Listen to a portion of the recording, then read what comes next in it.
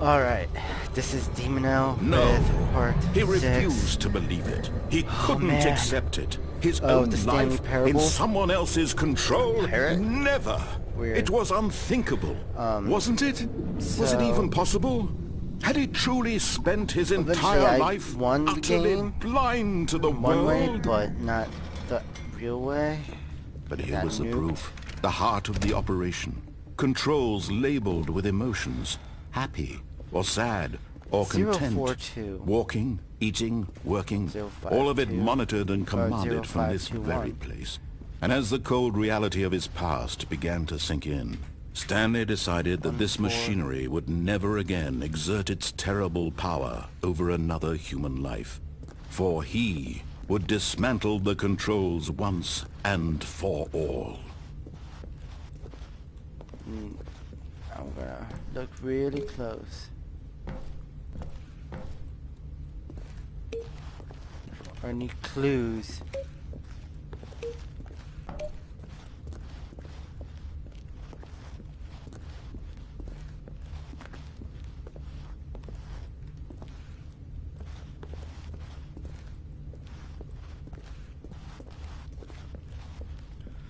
Clues to the code so I don't get nuked. I have about 2 minutes to do this. So time is of the essence once I turn this on. And when at last he found the source of the room's power, he knew it was his duty, his obligation, to put an end to this horrible Nope. place. Oh, Stanley, you didn't just activate the controls, did you? After they I kept so you did. enslaved all these years, you go and you try to take control of the machine for yourself. Is that what you wanted? Control? Oh, Stanley, I applaud your effort, I really do. But you need to understand, there's only so much that machine can do. You were supposed to let it go, turn the controls off, and leave. If you want to throw my story off track, you're going to have to do much better than that. I'm afraid you don't have nearly the power you think you do. 1-5? For example, and I believe you'll find this pertinent, Stanley suddenly realized he had just initiated the network's emergency detonation system. In the event that this machine is activated without proper DNA identification, nuclear detonators are set to explode, eliminating the entire complex. How long until detonation then? Let's say 2 minutes. Ah, now this is making things a little more fun, isn't it, Stanley? It's your time to shine. You are the star. It's your story now. Shape it to your heart's desires. Oh, this is much better than what I had in mind. What a shame we have so little time left to enjoy it. Mere moments until the bomb goes off. But what precious moments each one of them is. More time to talk about you, about me, where we're going, what all this means. I barely know where to start. What's that? You'd like to know where your co-workers are? A moment of solace before you're obliterated? All right, I'm in a good mood. You're gonna die anyway. I'll tell you exactly what happened to them. I erased them. I turned off the machine. I set you free. Of course, that was merely in this instance of the story. Sometimes when I tell it, I simply let you sit there in your office forever, pushing buttons endlessly and then dying alone. Other times, I let the office sink into the ground, swallowing everyone inside, or I let it burn to a crisp. I have to say this, though, this version of events has been rather amusing. Watching you try to make sense of everything and take back the control wrested away from you, it's quite 5 to rich. 1. I almost hate to see it go. But I'm sure whatever I come up with on the next go-around will be even better. My goodness, only 34 seconds left. But I'm enjoying this so much. You know what? To hell with it. I'm going to put some extra time on the clock, why not? These are precious additional seconds, Stanley. Time doesn't grow on trees. Oh dear me, what's the matter, Stanley? Is it that you have no idea where you're going or what you're supposed to be doing right now? Or did you just assume when you saw that timer that something in this room was capable of turning it off? 3. I mean, look at you. Running from button to button, screen to screen, clicking on every little thing in this room. These numbered 3. buttons. No, these colored ones. Or maybe this big red button. or this door. Everything, anything, something here will save me. Why would you think that, Stanley? That this video game can be beaten? Won? Solved? Do you have any idea what your purpose in this place is? But you really believe there's an answer? How many times will you replay this bit, looking desperately for a solution? 10? 100? 1,000? I look forward to finding out and to watching the bomb go off each time you fail. Just you and me in the retching explosion of fire and metal over and over and over for all of eternity. And Stanley died again. And Stanley died again. And Stanley died again. Take a look at the clock, Stanley. That's 30 seconds you have left to struggle. 30 seconds until a big boom and then nothing. Man. No ending here. Just you being blown to pieces. Will you cling desperately to your frail life, or will you let it go peacefully? Another choice. Make it count. Or don't. It's all the same to me. All a part of the joke. And believe me, I will be laughing at every second of your inevitable life from the moment we fade in until the moment I say, happily ever after. No! Oh, man.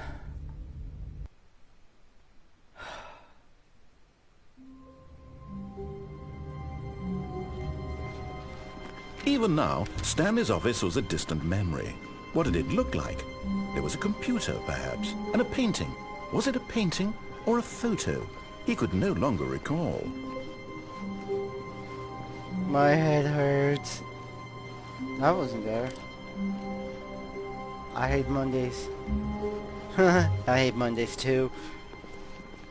It keeps changing. When Stanley came to a set of 2 open doors, he entered the door on his left.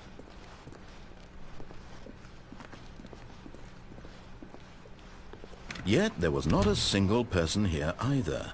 Feeling a wave of disbelief, Stanley decided to go up to his boss's office. Coming to a staircase, Stanley walked upstairs to his boss's office. I'm doing my own thing again. But Stanley just couldn't do it. He considered the possibility of facing his boss, admitting he had left his post during work hours. He might be fired for that. And in such a competitive economy, why had he taken that risk? All because he believed everyone had vanished? His boss would think he was crazy. And then something occurred to Stanley. Maybe, he thought to himself, maybe I am crazy. All of my co-workers blinking mysteriously out of existence in a single moment for no reason at all? None of it made any logical sense. And as Stanley pondered this, he began to make other strange observations. For example, why couldn't he see his feet when he looked down? That's not an accident. Why did doors close automatically behind him wherever he went? And for that matter, these rooms were starting to look pretty familiar. Were they simply repeating? No, Stanley said to himself, this is all too strange. This can't be real. And at last, he came to the conclusion that had been on the tip of his tongue. He just hadn't found the words for it. "I'm dreaming!" he yelled. "This is all a dream." Oh, what a relief Stanley felt to have finally found an answer, an explanation. His co-workers weren't actually gone. He wasn't going to lose his job. He wasn't crazy after all. And he thought to himself, I suppose I'll wake up soon. I'll have to go back to my boring real-life job pushing buttons. I may as well enjoy this while I'm still lucid. So, he imagined himself flying and began to gently float above the ground. Then he imagined himself soaring through space on a magical starfield, and it too appeared. It was so much fun, and Stanley marveled that he had still not woken up. How was he remaining so lucid? And then perhaps the strangest question of them all entered Stanley's head. One he was amazed he hadn't asked himself sooner. Why is there a voice in my head dictating everything that I'm doing and thinking? Everybody has a voice in their Now head. the voice was describing itself being considered by Stanley, who found it particularly strange.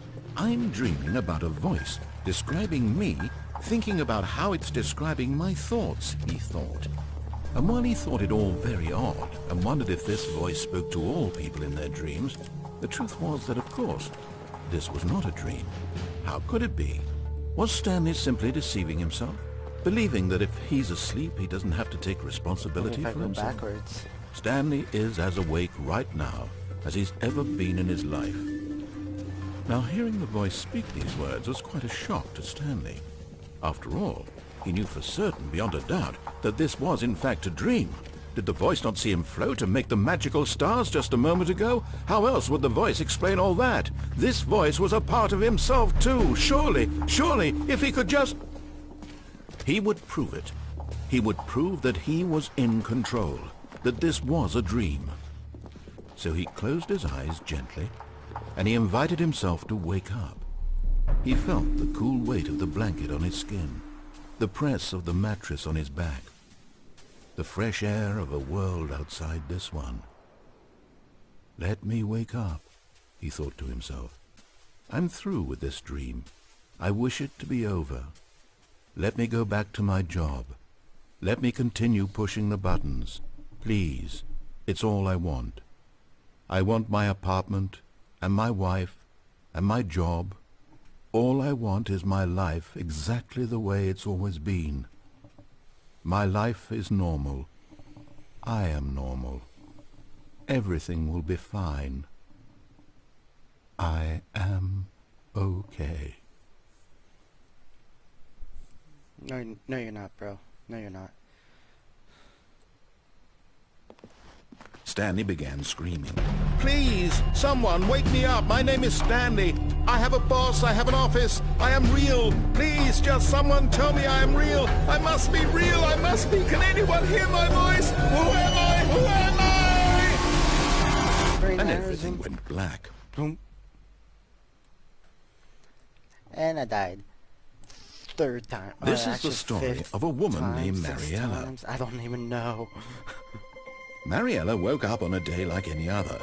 She arose, got dressed, gathered her belongings, and walked to her place of work. But on this particular day, her walk was interrupted by the body of a man who had stumbled through town talking and screaming to himself, and then collapsed dead on the sidewalk. And although she would soon turn to go call for an ambulance, for just a few brief moments she considered the strange man. He was obviously crazy. This much she knew. Everyone knows what crazy people look like. And in that moment, she thought to herself how lucky she was to be normal. I am sane. I am in control of my mind. I know what is real and what isn't. It was comforting to think this, and in a certain way, seeing this man made her feel better. But then she remembered the meeting she had scheduled for that day. The very important people whose impressions of her would affect her career, and by extension, the rest of her life. She had no time for this, so it was only a moment that she stood there, staring down at the body. And then she turned and ran. Coward.